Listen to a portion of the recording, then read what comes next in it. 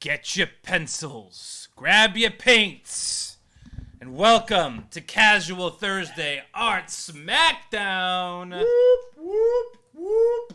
And welcome to the stream, Mr. Matt Freed. Hello, everybody. How's everybody doing in these waning pandemic times?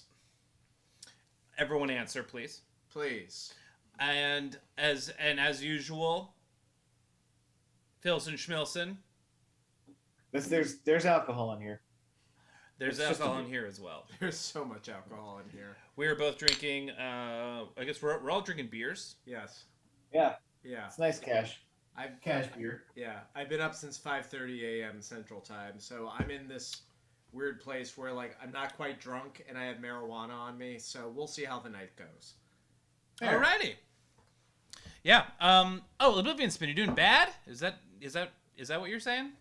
Rain Osmosis? Decent. Alright. We're building our way out. Agora. Agora Hell. Hi, Agora. I'm okay in these you're waning hell. pandemic times. Yeah. Welcome, everybody. They get it. They get it. I say they because I don't know the gender of the person. And so therefore, this is me trying to be a progressive older millennial at this point in my life. I mean, it always helps. Yes. It always helps. I agree. It's called being courteous and having manners, as Solomon Right. Giorgio once tweeted. The awareness, I'm sure, is better than lack of self-awareness. Oh yeah. Yeah. I can tell you now that I live in the Midwest, which is an interesting day-to-day experience, that yes, very much so. The self-awareness is a very good thing. And so to give everyone an idea of who this fellow sitting next to me is, Matt Freed is really the reason Phil and I know each other. Yeah. He's the reason I know a lot of people, actually. Yeah. So about 10 years ago, almost exactly 10 years ago, Oh, God. I had not stepped foot in the pit in probably 3 years. I certainly had not stepped foot in the People's Improv Theater in like their newest, biggest location at that time. And a mutual friend of ours hit me up and was saying that a friend of theirs, Matt Freed, Hello. was trying to do a stage reading of his new play, of which Phil was the lead. Yep. Phil was Charlie Brown in the Charlie Brown Apocalypse, and I came in for the reading, and that started my entire life at the pit, and also with these fellas. Yes. And now Matt is engaged to my wife's best friend. So there you go. And I live with and am together with the woman who played Peppermint Patty in the show. And we have been since we did the show. It was not my intention to write a play that unintentionally ended up building a whole community. But as my former improv teacher, Ali Faranakian, would co-opt and say, life finds a way. Is that really what he said? He would take a well-known line from the movie Jurassic Park and insist that he said it himself. I hope that doesn't get me banned from the pit. But you know what? It's our attitude. People have been banned for less, so Yeah. And not Maybe. banned for more. So, yeah.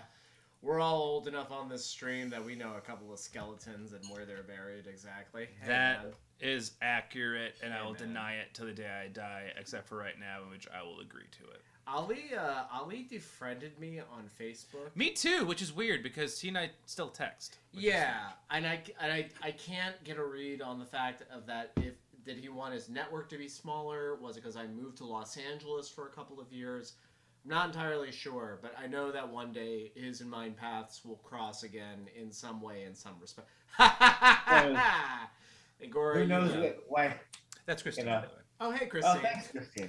I think now's a good time Love you. to unveil the 3-minute challenge for y'all. Mhm. Before we get into that, I'm pretty sure I know every single person of the 6 viewers who are on this stream right now. But just in case, tonight is Casual Thursday for Art Smackdown. Art Smackdown is a game show like Nailed It, but with art. Normally, that's the Monday night show where we have 3 contestants come in, do a bunch of art challenges. One person becomes the the best artist in the world. Casual Thursday, it's a little more casual. It's not just a clever name. It's actually more casual. We give the audience 3 art challenges. There's no competition. It's just for the love of the game, for the love of art. And one challenge is a 3-minute, one challenge is a 15-minute, and the other challenge is a 30-minute challenge with a compromise halfway through. And after every single art challenge is done, you send your art to fartsmackdown@gmail.com. That's fartsmackdown with an F. Why? Was that the only Gmail that was available at the time? That's actually that is correct. Art Smackdown was already taken. Ryan Osmosis, you're correct. We loosen our ties on Thursdays, and that is the best way to put it. So, yep. Can I just say, this is like the perfect... I have not been in New York City or the area for almost 2 years since the start of this god-awful pandemic. I cannot think of a better show to come back to than the one that has the email address of Fart Smackdown on it. Perfect. We take ourselves very seriously. I can see that. All right, farters. This is the 3-minute challenge. You have 3 minutes to tell us or show us, not tell. Where is Slaney? Where is Slaney? Where's Slaney? Where's Slaney? You have 3 minutes. All right. Go. Matt is going to fix himself a plate of barbecue that we ordered. Very excited about this. So, Slaney. So last week I was not on this stream, and Phil and Slaney did an amazing job of hosting. Now Slaney is flying back home from Maine tomorrow and is going to be packing. So that's what she told us. I don't know if that's the truth. What's the truth? Right. Where is Slaney Let's reading? get to the truth. Because I don't buy it. And where do you think Slaney is, Phil? I think she is hanging out with the wooden trolls that live in the woods of Maine. Oh yeah. Because there is a park that has wooden carved trolls. I imagine she's hanging out with them. Because she hung out with them once before, and I figured it stands to reason. Did? Yeah, there's pictures somewhere of like these wooden trolls just hanging out, chilling in the woods. Oh hell yeah! They're really cool. It's some art installation, but I think it's really cool. That's fucking cool. Yeah. That's cool. Yeah, I'd buy that. I'd buy that for $1. Yeah. I kind of believe. I want to believe that Slaney is. So, as some of you may have seen a few weeks ago, Slaney made a Halloween costume for her nephew. I think Slaney is actually building like Icarus style, like wings out of cardboard, a full bird outfit or dragon outfit, take your pick, and that is how Slaney is going to fly back home. I can get with that. That's my belief. But you know, you all make your own decisions or make your own. Yeah, do your own research. Do your own fucking research. Do your own research, like Kyrie Irving, please. Yeah. Or Aaron Rodgers. Oy, Gavaltz. That was a fun. Right, that's a fun conversation. 40 seconds. 40 seconds. Can I tell you? Well, the fact that he was wearing a Rise of Skywalker shirt when he did it is just ever so egregious. Like as if what? Like Rise of Skywalker is such an interesting choice of shirt to wear in that situation because your stock immediately goes down. Well, it's like saying that like your favorite Superman is when he went blue and he was powered by electricity, and it was like, okay, that's not Superman, but okay. Wait, was that Superman 4? No, so. Oh, also, time's up, everybody. Time's up. Hey, pens down, art supplies down. Perfect. Send all of your art to Fart Smackdown. Smackdown, please. What were you saying? So, which one is it? So, at the very, very end of the 90s, I think when they were trying to make Superman, when they were basically trying to sell more comic books, they made this executive decision that Superman was going to be powered by electricity. And so, for a time, he was like, instead of being Kryptonian, he could like travel through electrical currents, and his basic colors went from like red, white, and from like red, blue, and yellow to just blue and black. It was a weird time for the character, and it lasted for like a year, and then DC Comics found a way to be like, and he's normal again, pretty much. Yeah, it's a I mean, they basically were changing his entire, like, the entire foundation of his character. Yes, they were. Yes, they were. And I don't know any, like I know people who at least have stories from, like, what they did and didn't like from, like, the Spider-Man Ben Reilly series, which, for anyone who doesn't know, was when we decided that Peter Parker was a clone and Ben Reilly was a true Superman. I don't know anyone who has any affection for when Superman went electric, which you could say the same for Bob Dylan, right? Yeah. He didn't just go electric. He was Superman Blue and Superman Red. Right. He split into two people, and they had different personality facets. It was actually an interesting run. It just didn't move any needles. No, it was just that weird time in the late 90s when basically, and Phil, correct me if I'm wrong, but they were desperate to like sell more comic books because comics was kind of like in this weird place where like the only people who were really reading them were guys who are now our age, and so they were just throwing anything against the wall and seeing if it would stick, pretty much. I wrote a whole thing about it for a whole video about it for Mashable, where that like when DC was in trouble, Mm-hmm. and like it was I mean flailing. Mm-hmm. Marvel, I mean from the moment Stan Lee showed up, and probably even before, Marvel has just been like setting the standard ever since. Yes. If my fiance is watching any of this right now, I'm sure she's fascinated by every little bit that we're talking. There are so many conversations that the two of us have alone in our apartment where I just go off on something that I know if I was talking to you, Mark, or Phil, I'd have a lively conversation. And she basically just stares at me like, hey, can we decide if we're adopting a dog today or not, please? You know? I feel like we just walked into a lover's debate. But there's only one. We're only getting one side of it. Mm-hmm. All right. So here we've got a couple of submissions already. All right. I'm gonna. Hey, let's get them out. All right. What's Savannah Cook have to say? Don't give the full name. Sorry. This is okay. So this is Oblivion Spin. These Brussels sprouts are excellent. Oh, awesome! I'm gonna get into those in a second. Mm-hmm. So this is okay. So this is Oblivion Spin, and Oblivion Spin. Sent a little caption with it, which is, Art Girl is a plagiarist, or Slaney really is cuddling an armful of kittens. So I'm excited to see what Art Girl's submission is. But this is a absolutely adorable rendition of Slaney and a bunch of kittens. Yes, and I know for a fact she has that exact sweater. Look at those with the elbow patches.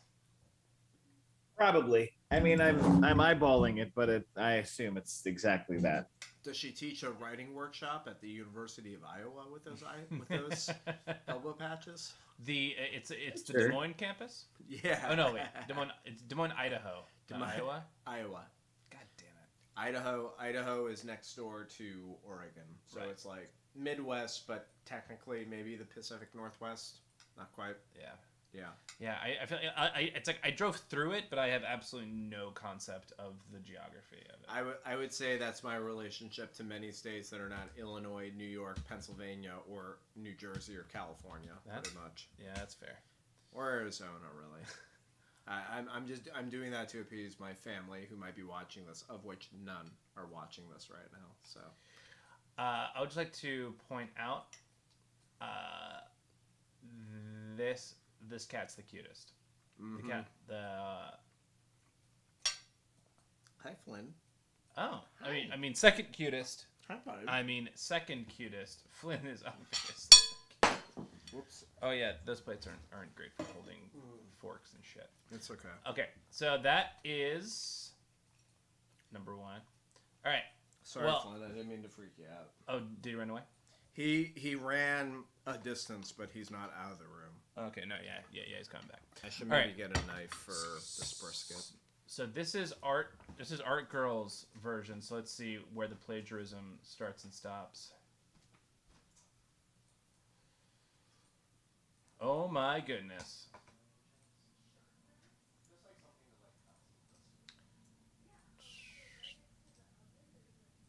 All right. Wow. Full on plagiarism. I totally get it. I who plagiarized who? I'm not gonna make. Wow. I'm not gonna try and make that distinction. Wow. This is quite close. Wait, Lady in the Rock is here. Slaney. Oh no. What? Slaney, we need you to set the record straight. Where are you really? Wrong answers only. Wrong answers only. Well, that's kind of what this is. Hopefully, Kenosha, the Wisconsin. best wrong answers. Hey, Nope. Slaney, look what I'm doing. I'm cropping. You hate this. Hey, bud. All right. What? So, are these the only 2 we got, or is there a few more? We have one more. We have one more from Ryan Osmosis. Lady in the Rock nice. is actually packing her suitcase. Okay. Well, so that's accurate. This is from Ryan Osmosis. Oh, I also forgot to mention the caption with Art Girls. Art Girls was, I imagine she is out giving love to all the stray kitties and puppies of the world. Oh. Wow. That's the one that we were just looking at. The new one. Oh, hello, sir. Come on up here. Just bringing my cat best friend. All right. So this is Ryan Osmosis's, and I think Slaney mentioned hiking last week, so maybe she's camping in the woods, having some fireside wine with the trolls Phil mentioned. Yep. That's exactly what was happening. I think that's probably the most accurate. Yeah. I could get behind fireside wine.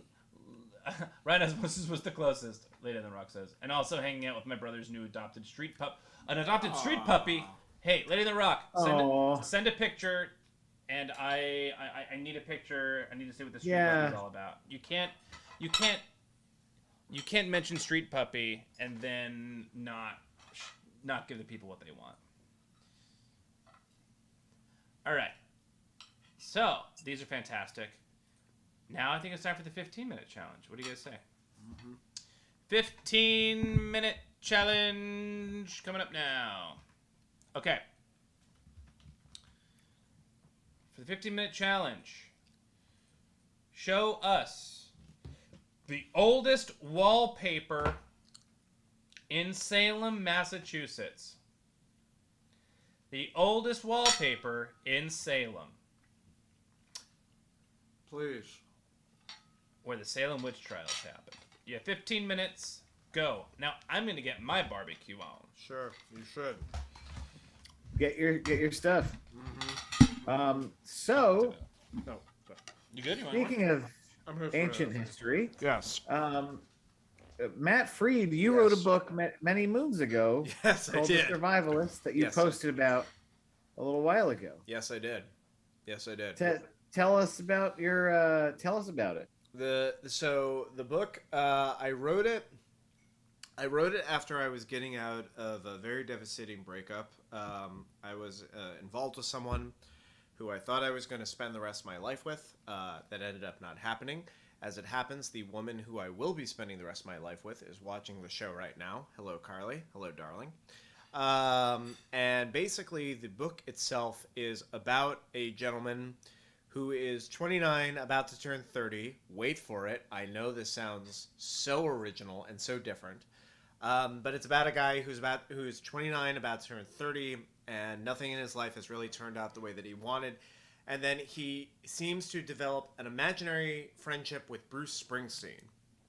And basically, the point of developing this imaginary friendship is for him to help him move past the disappointment of his own engagement that's gone awry, and help him kind of move on with his life from there. And as I was also posting about it, I published it 5 years ago. It did pretty well sales-wise, which I'm very flattered by. And it almost got turned into a TV show, which was a pretty cool experience for me to be happening. We actually almost got Bruce Springsteen himself attached to the show for talent, which was a pretty cool thing. Yeah, did you... Oh, yeah. I guess, am I breaking that as breaking news for this show? I didn't know that. Mark apparently didn't know that. But yeah, we were... my buddy, my producing partner, who I met when I lived out in Los Angeles, was the director of scripted programming at a production company. And we were basically trying to put a formalized pitch together and everything. And we actually reached out to Bruce Springsteen's camp. We sent him a copy of the book. I wrote a personalized letter as well, talking about how my late father was a huge fan of his, had all of his records. I was a huge fan of his as a result of that. He was this very seminal figure and part of this book. And yeah, we sent him a free copy of The Survivalist, and we just kind of crossed our fingers that he would say yes to it. The original plan was that it was going to shoot out of here in New York, and it would have coincided with when he was doing his Broadway show. So part of our pitch would have basically been like, you could shoot this thing during the day and then do your show at night. What do you say, Bruce? What do you say? You're one of the greatest selling rock stars of all time. You want to take a chance on this nobody who's also from the state that you're from, and we'll see where it goes from there. Carly for the win. Yeah, exactly, Igora. Carly for the win. Absolutely. So that's the story of The Survivalist, more or less. So That's crazy. Yeah. I mean, you came very close. Certainly a Hollywood story of meetings and whatnot. Yes, it was. It was really weird because, like, I do remember going into meetings with my producing partner, Justin Steger. If you're somehow watching this, I owe you a phone call. Hope you're doing well, man. I should check in with you and say hi. And, like, literally every single one of our meetings was he would just look at me and he would just be like, Matt, just so that we're on the same page, like, I can't guarantee you that this show is going to happen. I'm like, dude, it's fine. I was writing this novel alone in my apartment in Astoria while I was very drunk and very angry most of the day. So, like, even the fact that, like, we're putting something together and sending it out to Springsteen, like, that in and of itself is pretty cool in and of itself, you that's know? crazy in and of itself. Yeah, like, it was weird how... It was weird how everything kind of played out the way that it did. Like, Justin and I happened to meet each other because we were each working at a studio in Los Angeles called Relativity Media that is no longer with us, as most, micro studios in Hollywood tend to be. They tend to, like, have, like, 2 to 5 years of shelf life, and then something happens and they all go under or whatever. And I sent Justin a sample of the novel, and he read it, and he was really impressed by it. And I remember he, like, got up and he came over to my desk and he said, like, hey man, what do you want to do with this ultimately? I was like, well, I'd like to publish it, and if it could be turned into a movie or a TV show, that would be cool.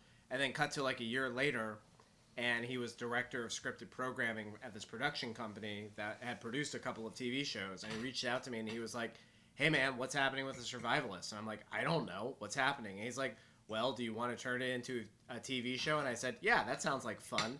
And then that's basically how that all happened, pretty much. That's know? Crazy. Shout out That's to Jim. cool. Yeah, shout out to Jim Campolanco for encouraging me to move out to Hollywood. I did, and my novel almost turned into a TV show. So hey, man, it's I don't know. That's a fantastic name to drop in an improv scene. Jim Campolanco. Jim Campolanca. He's a very very successful Oh, TV writer and producer now. He's attached to a number of high profile projects, which I don't think I can mention at this present moment, but you will see his name attached to stuff soon enough. Trust me on this one. I can't wait to see Jim Campolanco in Lights. Yes, it's gonna happen. It's gonna happen. He's very dedicated to his career, so believe me, it's gonna happen sooner rather than later. I just envision a like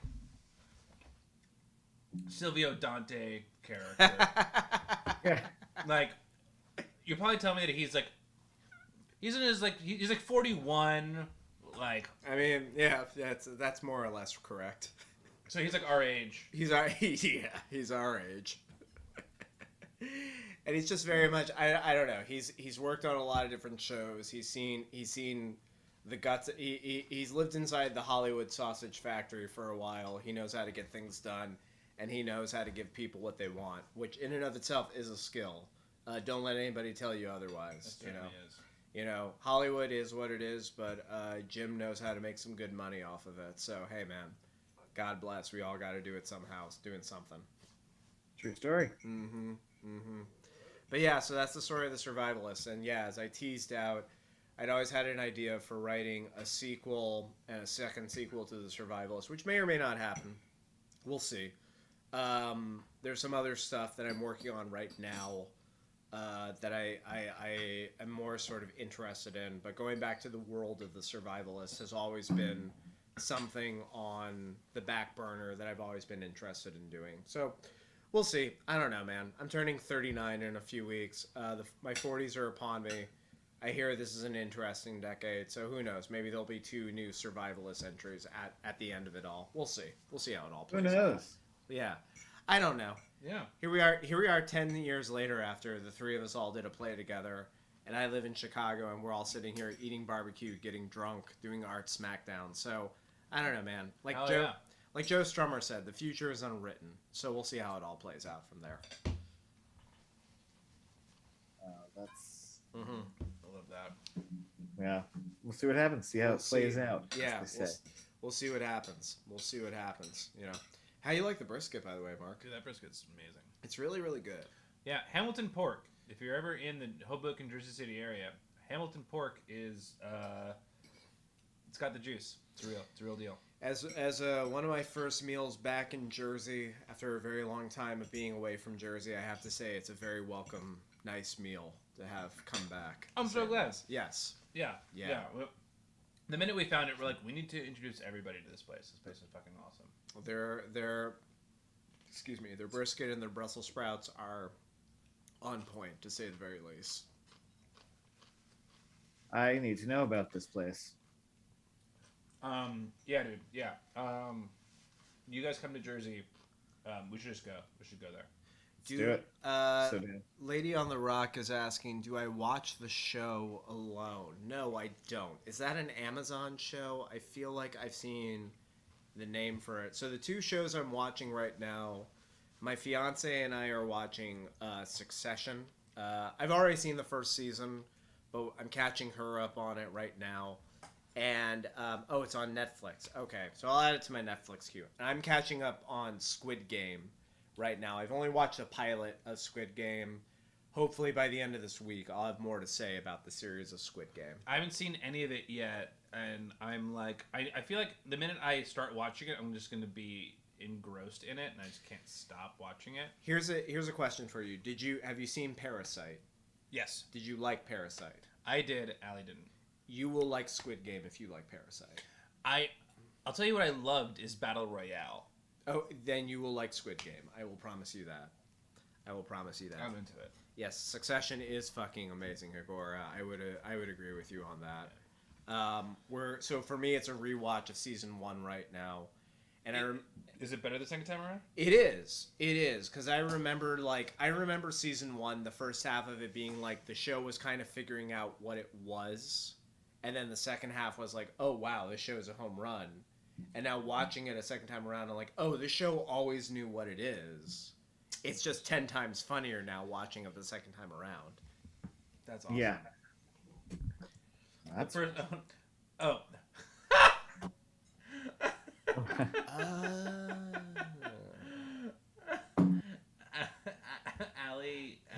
Twitch account is Hirschbag, Hirschbag.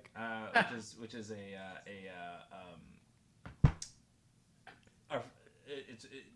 just I was not expecting that to come up. And Allie, good on you. You got me.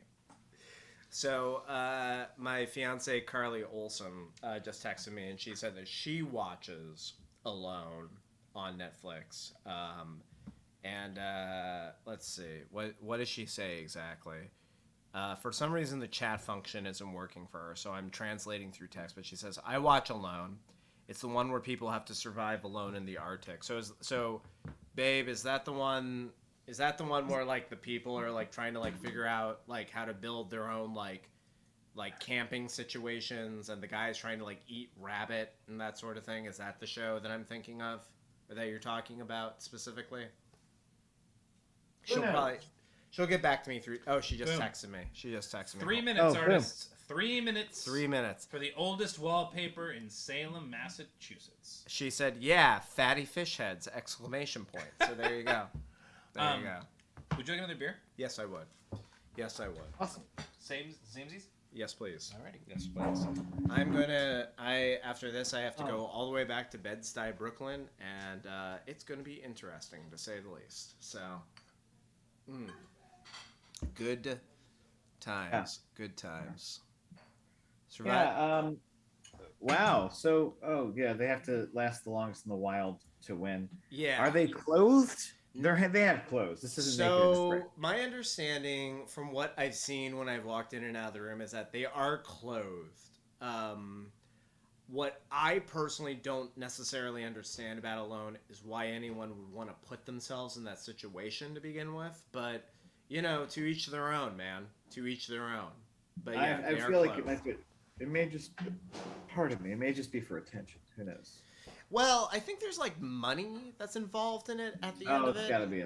Yeah, I mean, so my thing is personally, I'm not a big camping guy. My stepfather really tried to get me into camping when I was a tween, and it just ultimately wasn't my thing. So I don't quite understand the appeal of like being left in a remote part of the country or the world, really.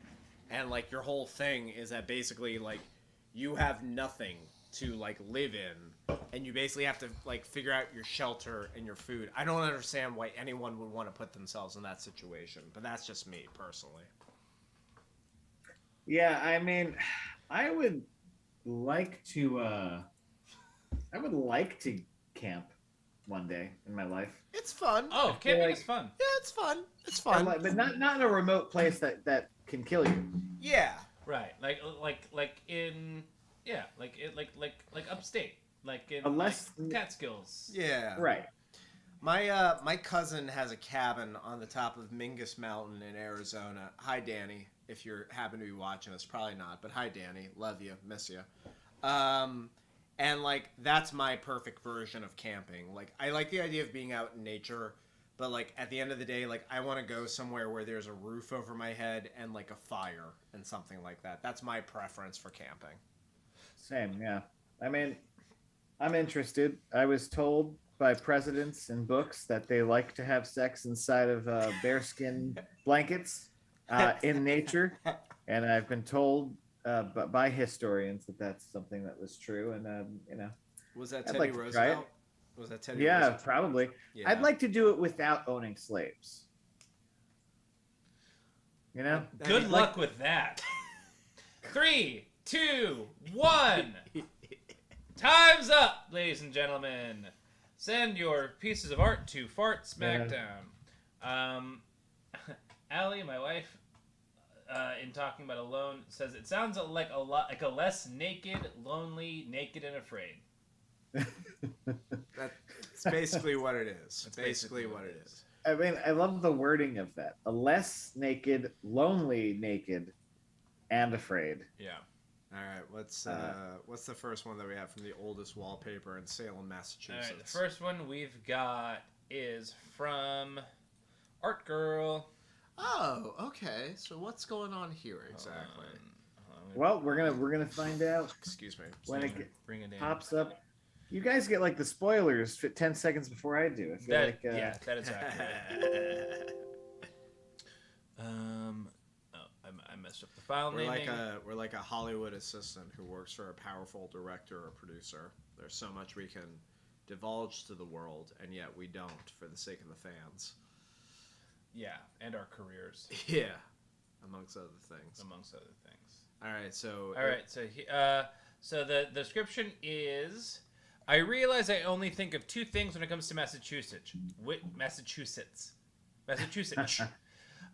Witch trials and Boston baked beans. Ooh, I like Boston baked beans. Witchy beans. There we go. Witchy beans. You know, Mark, that kind of reminds me the Sunday after you and Allie were married, because you guys were married in Cape Cod, Carly and I, we schlepped all the way back to Boston, and we went to Boston's version of Little Italy. Like I guess every city has like a Little Italy. Now, granted, the best one is New York, or like basically the entire state of New Jersey. Accurate. But like every city, I guess, has a Little Italy, and we had some delicious pasta in front of like a wood-burning stove where pizza was being made, and it was very good. So this picture kind of reminds me of that.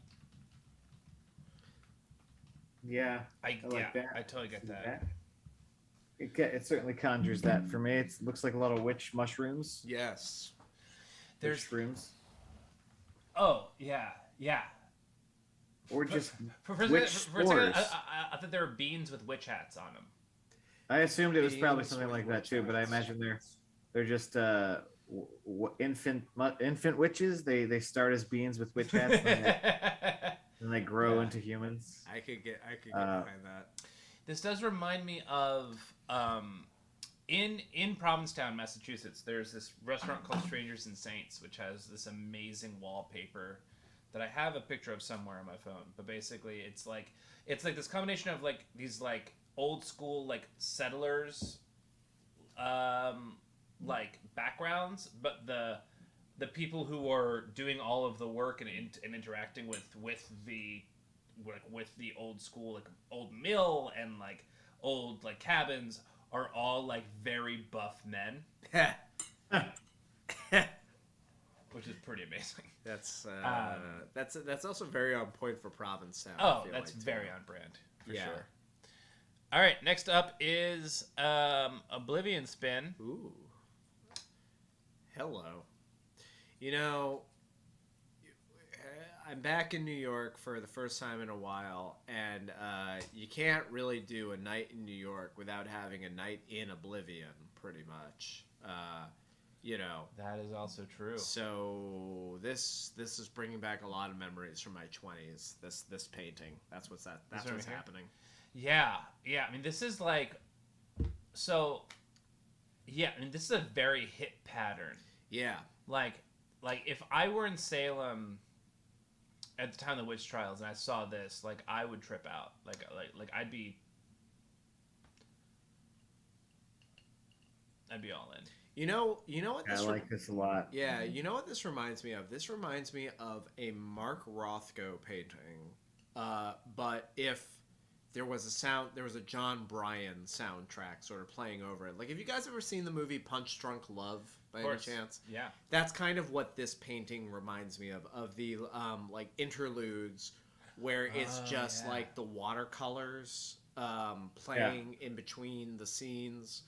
That's a lot of what this reminds me of. Allie in the chat, Hirschbag, best name ever. Because I love it. I want it in our bathroom, and so Oblivion Spin, we may commission you to make our bathroom wallpaper if we ever decide to redo our wallpaper. There you go. This is fantastic. Carly just called me a snob, but you know what? This is what happens when you marry someone with mainline roots. You get this kind of pseudo-intellectualism in your family, babe. That's all I have to say. That was maybe the most Dennis Miller thing I've ever heard you say.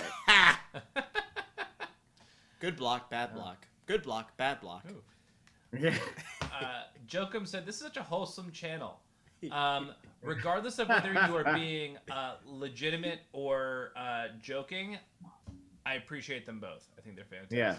I love this second one. It's very quite vaginal, but I appreciate it. It's got some real witchy energy, I suppose. Yes.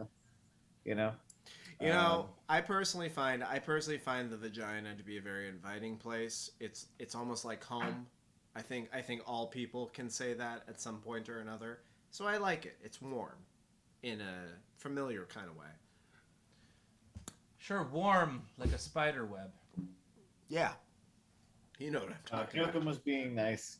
No sarcasm. Thanks, Jokum. Yeah, Jokum. Here's Ryan Osmosis. Oh, wow. Windows 95. Wow. Okay. Wow. This one is hilarious. Okay, Ryan Osmosis. This has to be the oldest wallpaper in Salem. Wow. This reminds me of an album cover of a Daniel Johnson tape that we haven't found out about yet. This is hilarious. I'm impressed by this. I really am. This is so good, and I can't not hear the dial-up modem when I look at this picture. Oh yeah. Oh, this is great. Did you guys? I was talking to Carly about this. Do you guys remember when Windows 95 came out that there was a video about that? There was like a Windows 95 introduction video that got released that featured Jennifer Aniston and Matthew Perry teaching people how to use Windows 95. Yes. Okay, cool. So I'm not the only one who remembers this. You're not the only one. That's what this picture reminds me of, and I want to say thank you for this millennial deep cut of a picture right now. I really love it. Great. Yeah. Jokum goes, the witch had to wait so long for the startup, she just quietly passed away. This is Windows 1695, not 1995. Perfect. Accurate. Perfect. These are awesome. Especially, this last one is hits my heart in all the right places. That's terrific. Mm-hmm. All right. There are no others, so let's hit the 30-minute. Let's do the 30-minute. All right. The 30-minute challenge is. Now this one is close to my heart. This one was actually more commissioned by Hirschbag herself. Hey, my wife. George Harrison. Oh, George Harrison as a historical figure. So our cat, George Harrison, as a historical figure. I will, unless he's asleep on my wife's lap, I will bring him over to you. If not, I will post a picture. Actually, I'll post a picture in the meantime. I legitimately thought this was George Harrison the Beatle and not George Harrison the cat. I'm happy with either outcome. But yeah, I'm very surprised by this turn of events, to say the least. All right, so since he is asleep on my wife's lap, she just confirmed in the chat, I will post a picture for you all. Right. We also have pictures of the dog that Slaney was referring to. It's in the text chat. We should probably get that. I'll email that over to Fart Smackdown. Please do. I love that email address, Fart Smackdown. I love that it's Fart Smackdown, and I love that it's through pure practicality that's the email address of this show. It is, yes, it is and it isn't, in the sense that it is in the sense that Art Smackdown was already taken, but it was Micah's brain that went, this is my second option. Great. Fart Smackdown is what it is. Micah Sherman for the win, man. Micah Sherman for the win. It's a gift to have someone that imaginative as Micah steward of the show. I agree. I'm gonna go grab a beer real quick as well. Do it. So you guys. I'm about to send through some George Harrison pictures for everyone. Yeah. Cool. Did you know that George Harrison, the Beatle, not the cat, but did you know that he actually quit the Beatles 2 weeks before the Beatles officially announced that they were like done as a I group. did not know that. So in this new Peter Jackson documentary that's coming out on Disney Plus eventually, apparently what's contained in the we watch George just get frustrated, and he's just like, fuck it, I quit, and he just gets up and leave. And then John, Paul, and Ringo are all like, well, what are we supposed to do now? We're recording Let It Be. What do we do without George now, pretty much?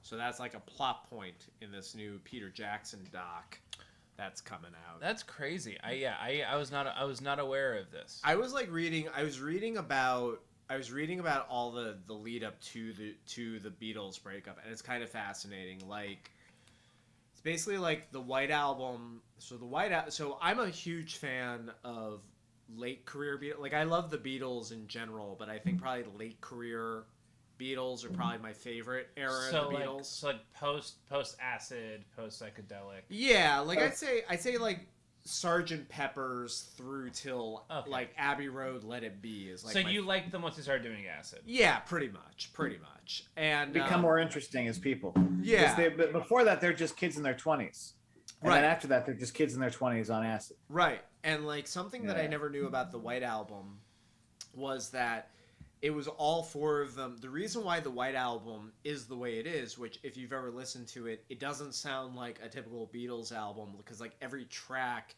is them just kind of getting into a different genre of pop music.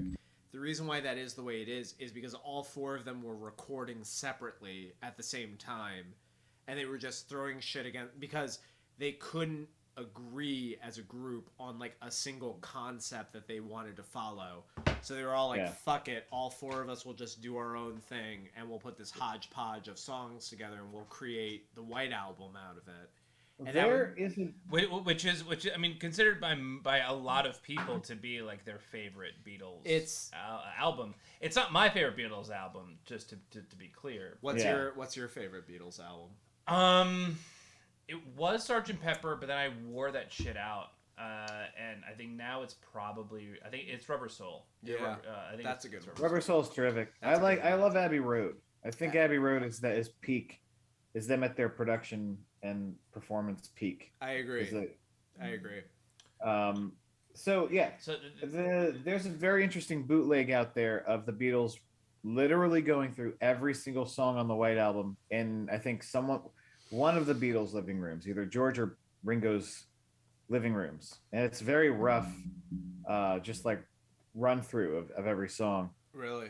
And it gives you it gives you like an interesting look into how what got cut and what stayed, because a lot of the stuff that got cut, which I think some people attribute to George booking it out of the Twickenham rehearsals during the Get Back sessions, was because Sour Milk Sea, which is one of his songs, and also Not Guilty was in there, and Not Guilty is kind of a spiteful number because it was coming from George believing that the Beatles all collectively were upset with him that he brought them to the Maharishi, and then it turned out he was a sex pest.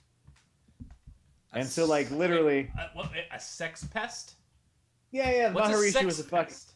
The Maharishi was a fucking goober, man. He was like hitting on women and trying to like get people's being like, I could give you enlightenment if we fuck. Wait a minute. He was being a real. Wait a minute, Phil. Go ahead. Sorry, finish your thought. And then I'll make my joke. No, I mean it's in the lyrics, like not guilty for leading you astray on the road to Mandalay, whatever. I was gonna say, wait, Phil. You mean to tell me that a famous man from the 1960s was leveraging his fame just to have meaningless sex with as many women as possible? I don't know if I believe that or not. I don't know if I can buy into that. That's true. I mean, it was a difficult time though, because once they came home, they found out Brian Epstein had passed. Oh God! And so they. Oh no! Wait, I'm sorry. The first time they went to India, which was not what led into the White Album. The first time when they came back, he had passed.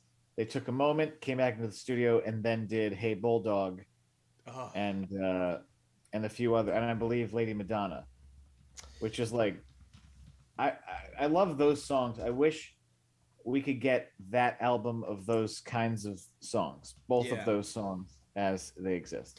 I was listening to I'm blanking on the name of the record right now, but it was the Nirvana reunion track where they got Paul McCartney to front for Kurt Cobain, which in and of itself was a bizarre thing. That's bizarre. But That's wacky. I was like, I would love a 5-song EP of just Nirvana and Paul McCartney doing a bunch of songs together, because I'm like, do a Beatles song, do a Wings song, I don't care. I'm happy with how weird this whole thing is that's happening right now. I'm really excited for this Get Back documentary to come out so that people can stop looking at Paul McCartney as the great debilitator of the Beatles, as the guy that ruined it. Because honestly, he just wanted to keep playing music. Yeah.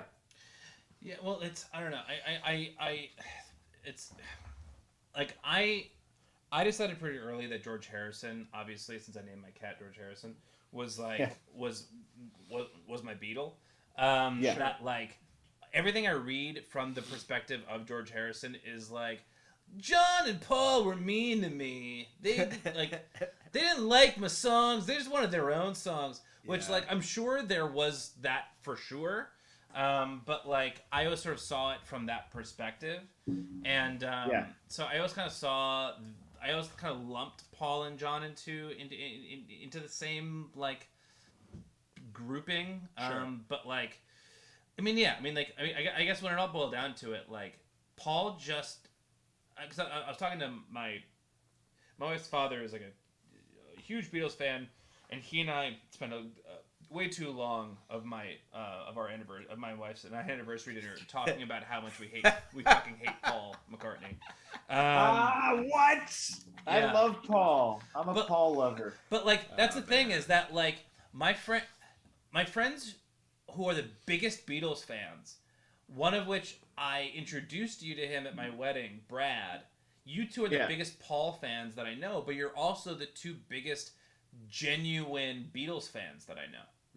Well, because like I honestly, a lot of what the Beatles broke up about was just them entering their 30s. Yeah. Like John had found a partner that kind of forced him to reappraise the way that he looked and participated in relationships in a way that he, I think he grew many years with Yoko. I don't think that she actually was a hindrance on the band. I think she was just a hindrance on the weird codependent relationship between John and Paul that it was pretty frayed by that point. Cause I think like, it was John who said, I want a divorce. Yes. He's the one that was acting out when Paul was trying to get everybody to be managed by Linda's father. Yes. And John was the one who, off a tip from Mick Jagger, decided Alan Klein should be their manager.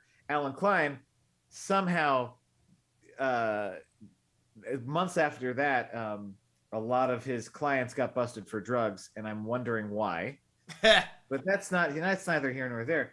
But George was hanging out in 1968 with the band and with Bob Dylan and all of these people, and he goes back to Twickenham, and then Paul's like, don't play there.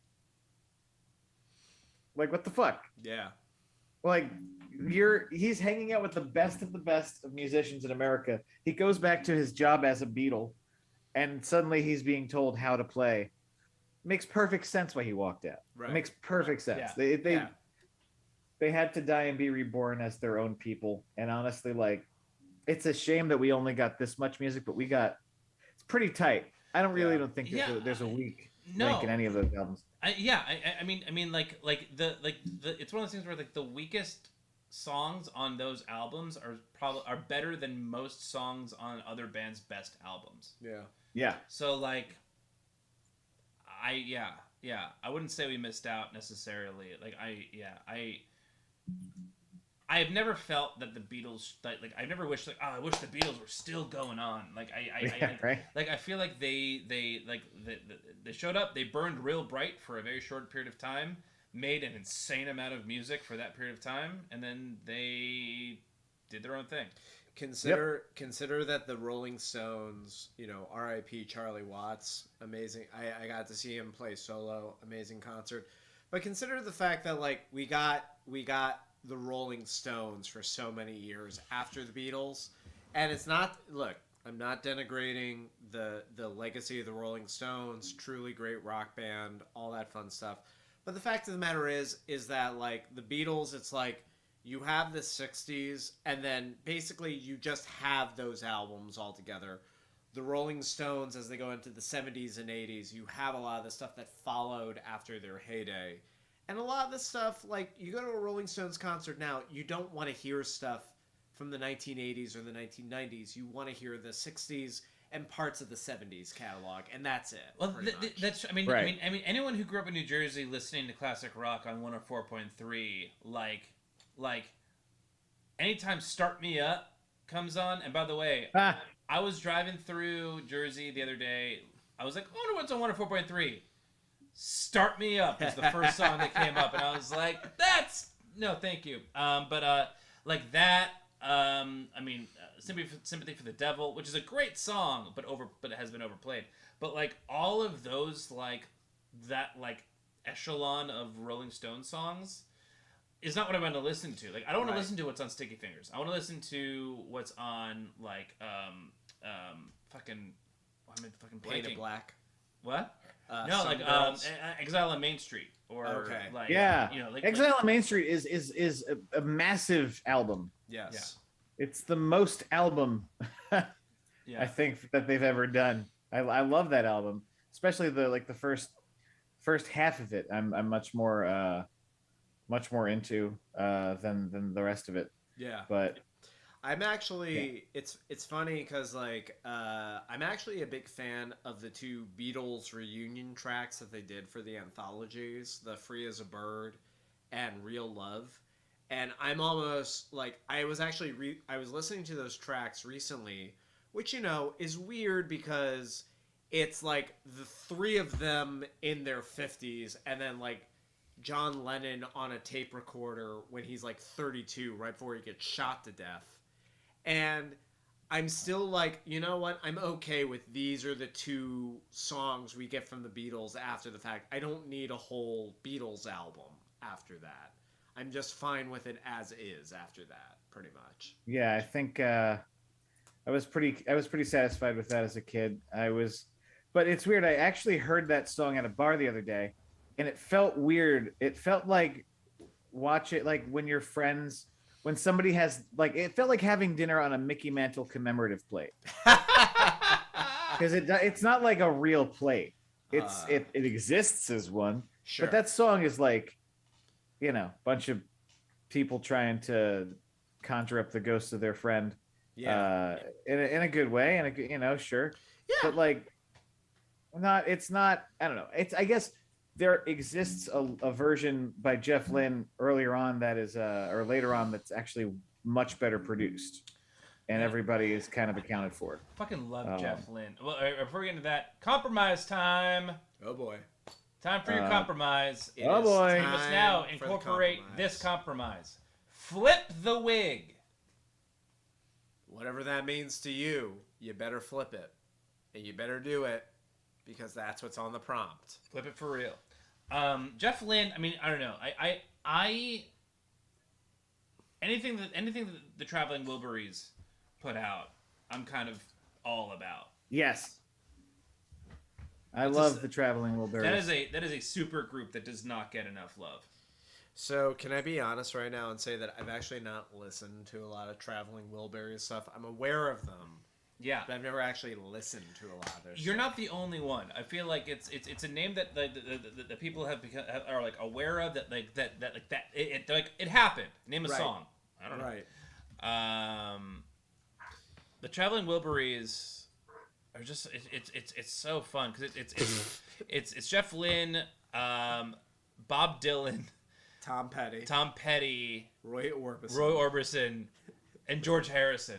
Like, it sounds like a Fellini film of musicians, and it's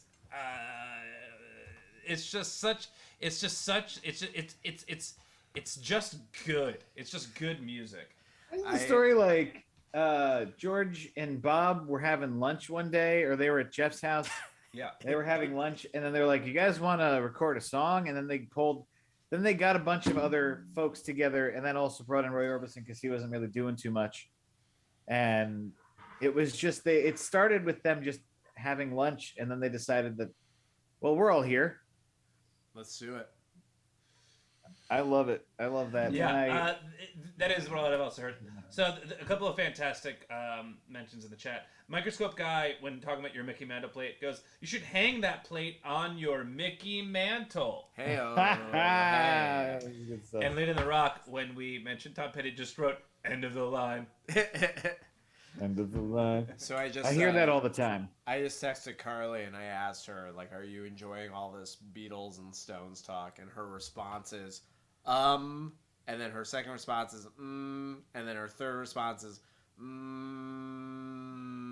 So she has no idea what we're talking about. Pretty much, is that's what the translation I'm taking from that. Pretty much. That's accurate. Yeah. But yes, the song "End of the Line" it's a Petty written, I believe, Traveling Wilburys song. God, Tom Petty, man. End of the line. So I was living in LA right when Tom Petty died, and I remember he played this big show at the Hollywood Bowl that everybody went to, and of course, that's kind of what sucks about living in LA. You find out about all this cool shit after the fact. And I remember he did the show at the bowl and then he passed away 2 days later, and it was just so crazy. But the thing I'll never forget is that the morning after his death was announced, it never rains in Los Angeles. And it was cloudy and stormy the entire day throughout the entire city of LA. And Tom Petty famously left the swamps of Gainesville, Florida, showed up in Hollywood, fell in love with Los Angeles, never went back to Florida, and it was just so appropriate that he dies, and for the first time in 30 years, it rains in LA all day the morning after Tom Petty shuffles off this mortal coil. It was very perfect. That is crazy. Yeah, it was very poignant. Yeah. It was very poignant. And he, I didn't realize he was even sick. I don't think anyone really knew how sick he was. Well, wasn't he doing an obscene amount of cocaine into his? He was 70s? doing something, but he also had emphysema. Oh, really? And I wonder, yeah, towards the end. Sorry, my Interesting. What happened there? partner just threw my. Carly just replied to me and she said, "I have no idea what you're talking about, and I don't think I need to know any of this stuff." And I'm like, babe, you're not wrong. You're not wrong. Not wrong Yeah.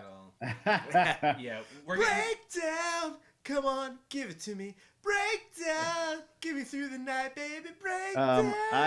I just wanted to use the. I just wanted to quote some lyrics from the Traveling Wilburys before I move on. Go ahead. Yes, please. I'm gonna go with the song "Dirty World." Mm-hmm. So here we go. You don't need no wax job. You're smooth enough for me. If you need oil changed, I'll do it to you for free. Oh baby, the pleasure would be all mine if you would let me drive your pickup truck and park it where the sun don't shine. Hey. I love that song so much. Well, because eventually they just talk about the things that he loves about her, and it ends in, he loves your porky curtains, your power steering, bottled water, and finally parts and service. Greatest songwriters in the world hanging out in a studio, and they just decided to just list things. I think they were they were inside of a garage and were like, "Hey, that's over there, George." Oh yeah, he loves your big refrigerator. Yeah, that's another one. But and you're jumping in for a guest shot there. Wait, was she quoting? Was that Money for Nothing? No. The song "Dirty World" from Traveling Wilburys. Because the lyrics, it's they had to be hanging out in a garage and just naming things they saw.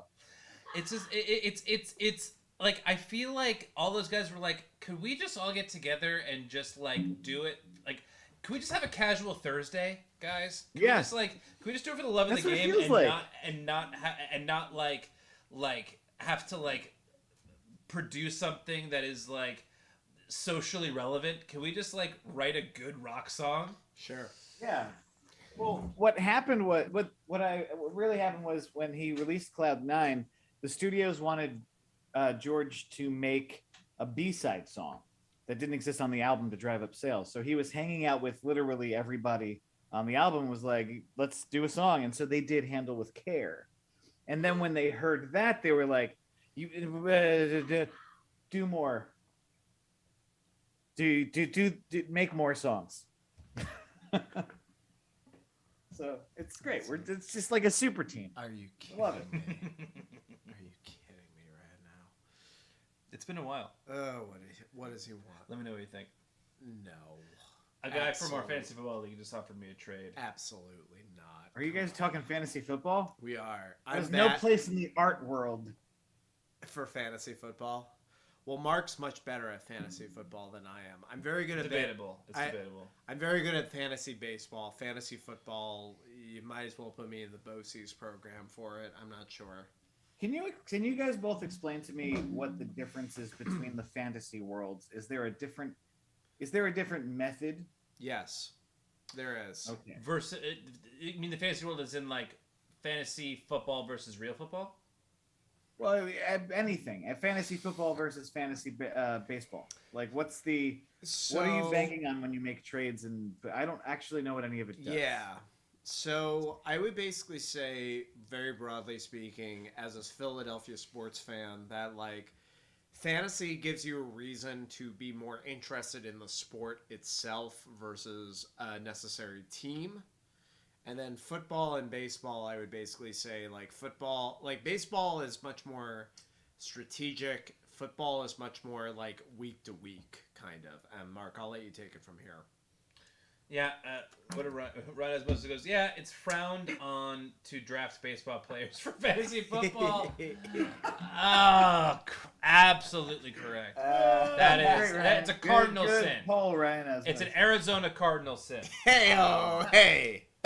Oh, or St. Louis Cardinal sin, depending on which Yes. sport you prefer. Yeah, no, I mean, it's I forgot what I'm answering. Yeah. Well, he's asking about what the difference is and like what's the appeal. Oh, right. Of it. So, like with fantasy, I dropped out of fantasy baseball probably 15 years ago because Smart. you have fantasy baseball is probably the most rigorous one because you have to set your lineup like every day. Yeah. Because baseball games happen more often than football games. There's 162 baseball games a year, and there's 17, well now 18 football games a year, but only 16 or 17 apply to fantasy. Yeah. So like there's a long game as it relates to fantasy baseball, but it's also why more people I think play fantasy football because it's less time consuming because it's only for like 3-4 months out of the year. Yes. And it's you have all week to build up for one day. Well, I guess 3 days if you can count Monday night or Thursday night and Monday Night Football, but like really it's Sunday is when almost all the games happen. So Yes. it's like yeah, and like I grew up as more of a football fan than anything else anyway. So like I don't know. It's my brother and I have this debate weekly of like, why the fuck do we do this to ourselves? Why do we spend hours upon hours like So much time. trades and like deliberating over like who to pick up on waivers and like God. who to start and like listening to podcasts? And it's like it's like if I were to actually sit down and think about how much time I spend on fantasy football every year instead of writing a script or writing a book, Yes. I Or- get really upset. I get very depressed. Yeah, or thinking about how to send a hypothetical child to college. You know, it's so much. It's so time consuming in a way that seems unnecessary once you turn 30. But here we are, one way or the other. Yeah, and it's like, and like the amount of, and just like the amount of just emotional like turmoil that like all throughout the day Sunday, I'm watching Red Zone and I'm just like going from like yes to like God, like I'm the roller coaster emotions The amount of times that my wife has sat down and been like, it doesn't look like you're having a good time. Like, what is it about this that you're enjoying? Yeah. That's like being a wrestling fan up until Tony Khan started AEW. Pretty much. It's a mainstream wrestling fan. At least Yeah. somebody who'll like watch it on a day. Mm-hmm. You just watch it to see how bad it is. Yeah. Now it's you watch it and you remember that you actually love wrestling. Yeah. That makes me want to get back into it, because I definitely dropped out of WWE a while. I mean, like, the chair that Matt is sitting on is a WWF Royal Rumble chair from the year 2000. This is true. I can confirm this. Oh, before they changed the name. Yes. Wow, that's Yeah. vintage. This chair has been with me in every single apartment I've ever lived in, period, since I lived in my parents' house, because I was 16 when I went to that show. And, that's so cool. yeah, I was a huge, huge fan. And then I just sort of dropped off for, I mean, Yeah. I don't know.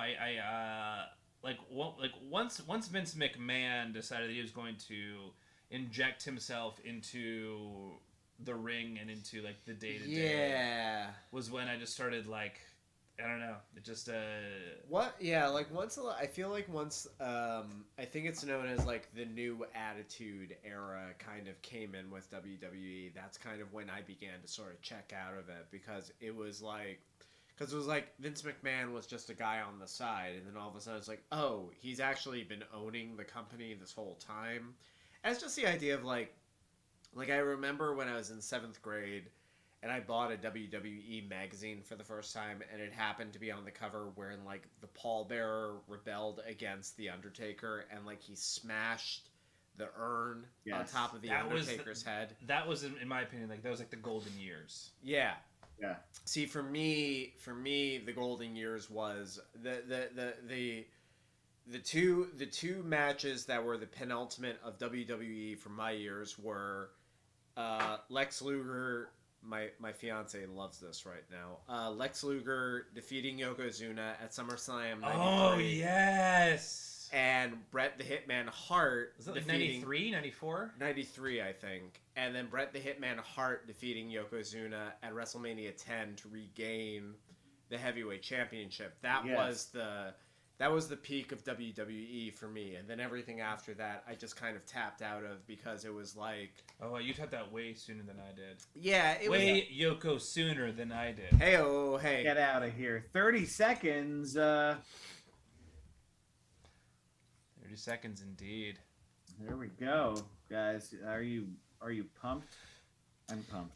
By the way, for the sake of for Carly's sake, I would like to clarify something right now, and just simply say that all the talk about George Harrison and the traveling Wilburys, I said earlier that she has no idea what we're talking about. She does have a sense of what she talks of what we're talking about. She just doesn't care about what we're talking about. And then she follows it up with saying, "You keep quoting me wrong on this show. I do know everything you're talking about. Uh-oh. Please stop making me sound like you're smarter than I am on this show." Art supplies down! On that fucking note, yeah, absolutely. I am the son of Bud Freed, or the grandson of Bud Freed. All right. Nobody Please gets send that your joke. piece of art to fartsmackdown@gmail.com. The greatest email address for any show that's ever existed. That is accurate. Oh boy. We already have a submission in, so I'm gonna just jump right into that. This is from Ryan Osmosis. Oh, I love this. Oh, this is already great. Wow. Oh, damn! Oh, wow. All right. So, Ryan Osmosis goes, I think Mark would be disappointed to find out his beloved cat, named for the most talented Beatle, accurate, was actually a huge fan of Elvis. As for the compromise, I decided to flip the crown of the king of rock and roll since he has fallen from Graceland. Well done. As time has passed and society has wizened up. Oh, that's pretty smart. I like that a lot. That's very So smart. I'm going to go ahead and say that this one already kind of quickly jumps out the front to me, because I love how this picture works on many different levels. So Ryan, Yeah. you're the odds-on favorite in my opinion, but let's see what else is out there. Not that I'm trying to be biased, I'm just being Oh, honest no. with my opinion right now. Oh, Ryan is on fire. Yeah. Ryan Osmosis got a taste of the big time last Monday, going up against a bunch of former best artists in the world, and now cannot be stopped. I just feel like On a tear. I just feel like we're living in a time in American history where our various institutions are not being honest with our people right now about anything, which is to simply say everyone should go get vaccinated right now. That's not what I'm leaning This into. took a turn. But I'm just being honest about the fact that I love George Harrison Cat as Elvis right now. And I'll just leave it at that right now. This is. I want to create a cartoon based on this character. I want like a Let's Cat do it. Elvis impersonator. Dude, I will write the pilot script. Let's pitch it to Adult Swim. Let's make it happen. That's where it would have to go. Yeah. Like the rhinestone suit is just Yeah. uh How does a cat have a pompadour like that? That's the next question I want to know. I don't the explanation doesn't have to make sense. I just want it explained for some reason. Yeah. I love our our fucking chat is the best. Like everyone Seriously. like Is that a fish? I'm sorry. Is that a fish on a necklace? Possibly. Maybe it's a Jesus fish? yeah. Right, can you explain this to us? What is that around Cat Elvis's neck? It looks like a Pepperidge Farm goldfish. This oh man, this is I just love that you spend a half an hour on this. Like we get to say these things and you get to make it, and this is just I'm in love with this moment right now. Boy, somebody's got to talk to George Harrison about all those sleeping pills he takes to go to sleep at night. Oh, jeez. And also the uppers he takes in the morning. Yeah. And also the ones he takes to be steady in the. Yeah. You know. Yeah. He should just avoid the toilet at all costs. Hey-o. All right. Next one up is Oblivion Spin. Alright, so what's this one got? Oh, it's a watercolor. Ooh. Oh. Yeah. Wow. Yeah. Oblivion Spin loves to experiment. Yes. There's never one decisive Okay. method of his attack. Wow. King George and his mice jesters doing flips in wigs. So my grandmother, God rest her soul, loved collecting modern art towards the end of her life, and this feels like a painting I would have found in her condo in Wynwood, Pennsylvania. Yeah. Sorry. I'm not tired. And so I really appreciate this painting for all that it's worth, really. This is gorgeous. This one gets the Hirschbag Heart of Approval. That's nice. No, this is deranged. It's mice entertaining this cat who's got like it's the perfect. If you line up his eyes with this illustration, it's the perfect kind of feline indifference. Yeah. Like where you don't know if they will bite you or ignore you. Yes. Yes. Very much so. It's pretty. Oh man, crazy. I love the watercolors. Like anytime anyone uses watercolors on this show, it just pops. I'm always very impressed that you can use watercolors to slap something so cohesive together, because I have no art. I when it comes to fine art, I have no talent in that space. So I'm really surprised that you were able to slap this together in about half an hour. You know, I've been saying the same thing for a year and a half, and this month I decided I was going to art along with everyone. Okay. And I gotta say, the more that I art along with the people in this community, the more I believe, or the more I feel like they are like leaps and bounds ahead of me in visual art. Because they've been at it for a while. You still have to get your sea legs. Yeah. Oh no. Yeah. I mean, but like, here's the thing: is that like I no longer believe that it's like out of my grasp. However, I am aware of how much time everyone else has spent doing this than I have. Yes. And how like they've like honed their own crafts, and like I mean, you take these two pictures together, and it's like these are both phenomenal, but like They very really very are. different. They really are. Like, one is just, if I could be completely honest, one is an incredible expression of artistic imagination, and then one's just a really incredible expression of being able to do something that I personally know I can't do. So, yeah, wow. I'm very impressed by it. I don't know what you're talking about. Your flamingos were photorealistic. Thank you, Ryan. Those were some photoreal flamingos. They certainly were. We are photoreal flamingos. Can we get a suggestion? Anything at all? Anything you can fit in a breadbasket? I heard bananas. Okay, thank you very much. Dildos? You mean flamingos? I was in Park Slope today, and I think I walked by a place that's called Flamingo Baby Kitchen, and for a second I thought it said Flaming Baby Kitchen, and I was just kind of like, all right, somebody finally say it. Somebody finally said it. Cool. Finally, babies don't have to be the center of attention. It can be adults. Thank you. Finally. Now this one. This one is from Art Girl. So this one kind of reminds me of a very irreverent comic book character, and if there's one thing I like irreverent, to say the least. I don't know why it dropped so far. There it is. There it goes. The description is, okay, the only historical figure I could focus on was the shady lawyer in O.J. Simpson's defense trial. Which one? So now he's prosecuting O.J.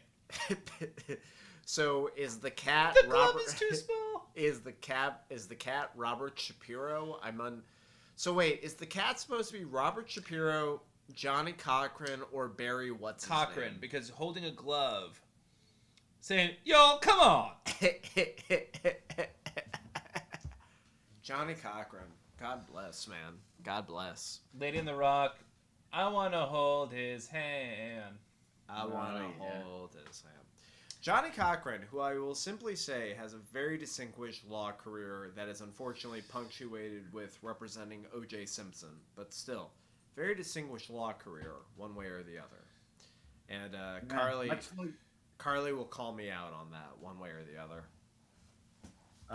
Much like John Travolta, who has a very distinguished acting career that is not marred, but certainly it happened that he played Robert Shapiro.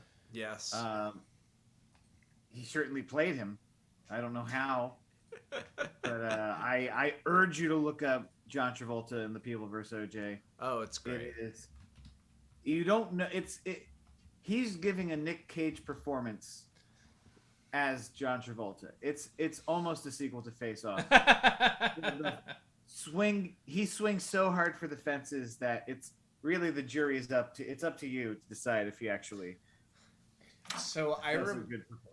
I remember when they released the promo kit for that show, and it was they had the various headshots of Cuba Gooding Jr. as O.J. Simpson, Sarah. He was Paulson. terrific in that. He was terrific, but it was literally John Travolta as Robert Shapiro, and his headshot was just him being "Mrr," like this, and I was just very much he does this crazy.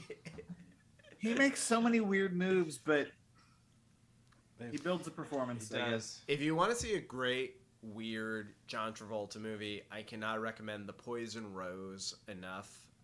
It is a C movie that has John Travolta and Morgan Freeman in it. I don't know how they got the two of them to agree to do this. The whole movie is just batshit from beginning to end.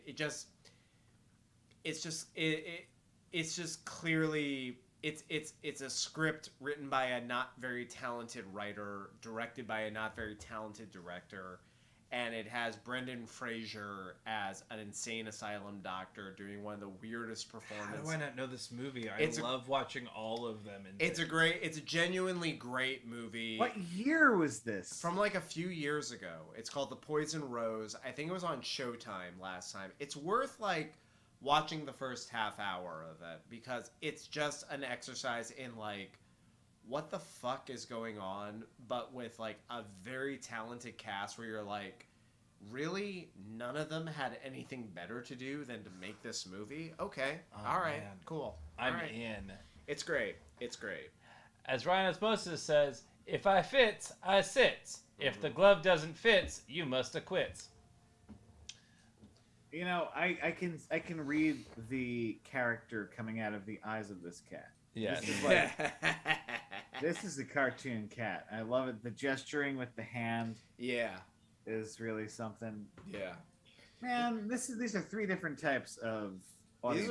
These are all great. These are all really great. We've got 2 more. We got 2 more left. Oh boy. 2 more. Jeez. All right. So I was almost this is about from to, this is from I think potentially, unless they were here last year, newcomer Jokum. Oh wow. Jokum. I feel like I've seen Jokum in the chat before. All right. So this is kind of like George Harrison as a Civil War general. So cheers. I have no words. Just this thing. Bye. Jokum. Thank you, Jokum. All right. All right. All right. It's black and white, so we don't know if he's for the Confederacy or for the Union. I'm going to go ahead and assume the Union just to make everybody more comfortable. Okay. All right. We can go with it. I'm just going to make everybody's white privilege. I'm just going to take it down a few notches and just say, yeah, he was for the North. Okay. I love that the sword is sort of just like coming out of the picture. Yeah, that's great. But also like the whisker, like I'm always a fan of when people just use pencil and like just pencil and are still able to like make definition happen. And the definition in that cat's face is fantastic. Absolutely. Under the circumstances. The shadowing over the head.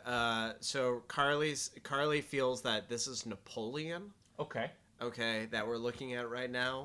Oh, that's fair. Okay, I can see that. Sure. I mean, Napoleon was aggressive in many, in more than one way. Napoleon really wanted to kind of, Napoleon's not the dinner guest that you want to invite to your dinner party if you want to get a word in edgewise. So fair enough. No. Oh, Jokum said it was a Napoleon reference. Bingo. Hey! Nailed it. Nice. Also, the eyes are, I think, particularly exquisite. The eyes and the whiskers are my favorite part. Like the face in its entirety, I think is the face is. It looks like a cat in a historical picture. Absolutely. In the same way, it would be like a startled person waiting for the picture to take. It's the same energy. Hirschbag, who I don't know at all, as my wife, wrote, looks just like his little face, which is honestly accurate. Yeah, especially below the nose area. Yeah, if you put them side by side, there's a deep accuracy there. This is the part where I enjoy bragging that the woman who is going to be my future wife is a very, very smart person. So she correctly called out that it was a Napoleon reference in the first place. So that's fantastic. This is the part where I would just like to say that my future wife is much smarter than I am, and it shows in this particular instance. So there you go. Jokum goes, I normally paint, don't draw. So this is very much in my comfort zone. Well, for sure. Whatever your comfort zone is, if it's not this, it's got to be fantastic because this is really well done. This is genuinely the shadowing. Like, this is kind of what I'm talking about with my lack of art talent. The shadowing around the side of the head, the sense of depth and perspective, I'm all very impressed by. So I have to say, this really, really takes it up a notch for me. Phenomenal. Last one is. Oh, she just replied and said, "Good boy." Well done. I was raised by a single mother. I simply know that women deserve their due at any and all times. Christine Pinn, who is also watching this feed, can back me up on this. Anytime you're working with a smart woman and you're a man, make sure you're calling it out at all times, because the fact of the matter is that they are much smarter than us, and they deserve as much credit as possible. So, yeah, and I'll just leave it at that. Enough. Yeah. So this last one is actually done by our co-host Slaney Rose Jordan. Hey. Oh wow! Look at that. This... She finished packing early, and her niece's paints were out, so she made George Harrison as Henry VIII. Now... His paw has just That's awesome. his paw has just flipped his hat, which is also his wig. Now, this is an instance of another one where, like, I look at this and I'm just like, how did you put this together in half an hour? Because this is something I would never be able to do. Exactly. Everybody gets the face so well. Like the point of reference in this and the framing is so spot on. As with everyone else for this, that I'm just same, because I don't paint. I've never done watercolors, or at least I did it in art class, and it just looked like I spilt tea on my paper. This is a whole other level, especially the fur at the bottom. It looks like fur. It's got a texture to it. So the way I understand that art works is that it's all shapes just kind of stacked upon each other, and you create something out of the shapes. And this, I look at this and I just simply think like, this is a lot of shapes all acting together that create a cat, and I'm very impressed by it. And I'm just kind of like, it's definitely art. I'm just kind of taken aback by it. Really, I'm speechless at this point. Lady in the Rock said, I asked my sister-in-law who her favorite figure was, and she said Anne Boleyn. So there it is. Yeah, these are incredible. And Jokum asked, does everyone stream art here too? I don't know. I mean, does any of the artists here? I know that sometimes we get like Schwartz and Merck who does stream art. Does anyone else here, aside from Art Smackdown and Casual Thursdays, stream art on Twitch or otherwise? If you do, post in the chat. Please do. Please do, yeah. Because I would like to know. These five are phenomenal. I'm just double checking this to make sure no one has sent any more in. They have not. Now comes the time in the evening where we reveal who the audience champion is. Okay. For this week. All right. Very exciting. It is very exciting because this is a first-timer audience champion. Very excited to have them on the stream on Monday, especially given who the best artist in the world is. It's going to add another layer of interestingness. I'm going with it. Oh yeah. The winner, the audience champion for this week is Art Girl. Art Girl. Art Girl. With this fantastic piece on Monday night. Wow. Of The Last Supper as aliens. Hell yeah. I love it. There's so much life in these aliens. Like so much true life, just like living, hanging out, with their arm around their friends. It's great. There's no question. Audience champion. Yeah. It is Art Girl from this week. Excuse me, I didn't mean to burp while reiterating. This is just another instance of like really great imagination. I think rendering something that again I have absolutely no ability to create myself, and I just simply think like, wow. Wow. Yeah. This was worth staying out past 9:30 in the evening for. It really was. And Matt wasn't even there on Monday. Like I wasn't even there. Yeah. Olivia Smith goes, she's laughing and hiding, but mumbles that yes, she'll be in on Monday. Great. Awesome. Great. Awesome. We hope so. Well, we can't wait. We can't wait to finally to officially meet you on the stream, Art Girl. What you've submitted over the past few weeks have been amazing. It only makes sense that you are audience champion. I'm just gonna say right now, Art Girl, I'm glad that you're making art in this world because, frankly, we need more of it in this day and age. Here we go. Yeah, that is a drunk straight man saying that. Drunk straight cisgendered man saying that. So, There you go. We all know that you're a drunk straight cisgender. Man, you don't have We're all to. aware. We've been watching the stream. We're all, I we're all drunk straight cisgender men in this room. That is also true. I just want to show that I can get my tiki torch if you got yours. We can. I'm kidding. I just want to point out that some of us can evolve. Some of us That's can true. evolve. We can learn. Yes. You know, we can do better. By the way, yeah, speaking of evolution, Yes, if you guys please. listen to podcasts, there's a Mark Maron's the episode Podcasts? of this WTF. Well, his episode of WTF that landed today Yes. is an excellent talk about cancel culture and comedy Yes. and how it started in 1840. Who did you talk to? He talks to, I forget the name of the author, but he wrote a number of books about marginalized cultures in comedy. He wrote I have it right here. I believe it is Cliff Nestoroff.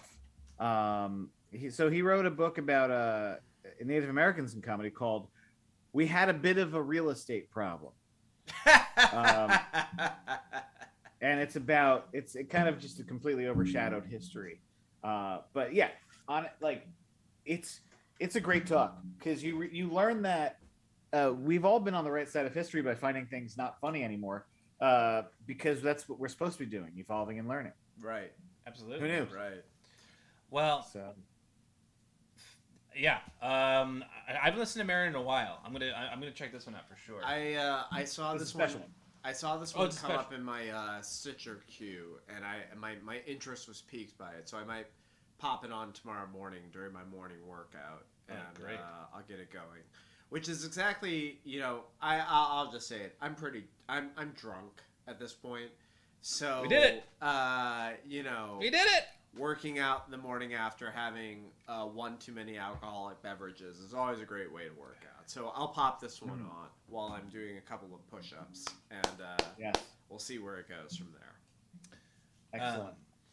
Well, this concludes to the vets. This concludes our stream for the evening. Okay. Yes. Thank you everybody for arting along with us and Amazing. making these I amazing. love you very much. Amazing We work. love you very much. And Amazing work. I'm actually going to be rating this incredible artist from Alaska named Artruvian, who also does like Bob Ross style paintings as well. He's streaming right now, doing some art. So for all of y'all who want to keep the art train going, Artruvian is where you'll be going if you stick around. So come check us out on Monday night for Art Smackdown, where you will see Oblivion Spin take on his girlfriend, Art Girl, and That's gonna be crazy. it's gonna be awesome. And I think who's our host? I don't know. We're hosting it. You I and mean, Slaney. I mean, our guest judge. Who is our host? Who is hosting? What? Do we even have a Slaney, show? do you know who the guest judge is? Hold Can on. you tell us in the chat? Hold on, I think I got it. Oh, is it Meg O'Mal's? Oh yeah, it is. It is Megan. Megan Or O'Malley. Griggs. It's It Megan is either O'Malley. Megan or Chris Megan Griggs. O'Malley. It's Megan O'Malley, New York-based stand-up comedian. Very funny. Very funny, Very, very very good friends of funny. ours. And actual bear. And actual, yeah. Well, all right. So, show Artruvian some of the Art Smackdown love, and we will see you on Monday at 10 p.m. Eastern. I That's would right. just like to say to everybody who submitted a picture of George Harrison, all of you have incredible artistic vision, much more talent than I could ever put together. I am endlessly impressed by what you have rendered today. You are all champions in my mind. You are all champions.